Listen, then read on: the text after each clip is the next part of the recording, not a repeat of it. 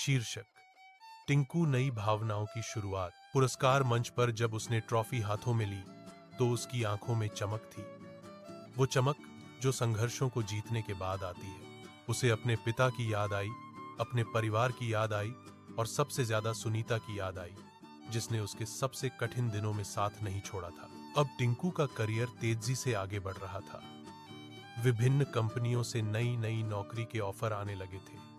जिंदगी अब उसकी तरफ मुस्कुरा रही थी, लेकिन इन सब के बीच सबसे खूबसूरत चीज थी उसका और सुनीता का रिश्ता। वो रिश्ता जो भरोसे, समझ और सच्चाई पर टिका था।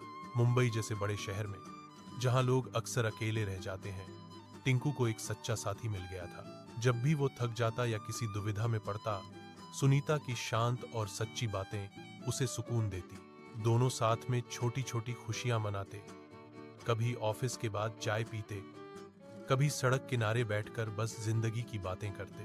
अब टिंकू की जिंदगी सिर्फ सफलता के बारे में नहीं थी, बल्कि यकीन, प्यार और इंसानियत पर भरोसा करने की कहानी बन चुकी थी। टिंकू अब धीरे धीरे अपने करियर में सफलता की सीढ़ियां चढ़ रहा था। कई संघर्षों और मुश्किलों के बाद उसकी मेहनत अब रंग लाने लगी थी। जिंदगी अब पहले जैसी नहीं रही, थोड़ी स्थिर, थोड़ी सुकून भरी हो गई थी। और इस सुकून भरी जिंदगी में एक शख्स था जो अब टिंकू के हर दिन का हिस्सा बन चुका था।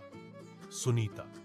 सुनीता जो उसके कठिन वक्त की साथी थी, अब उसके अच्छे दिनों की खुशी भी बन चुकी थी। जब भी टिंकू को काम से थोड़ा वक्त मिलता, वो सुनीता से मिलने चला जाता।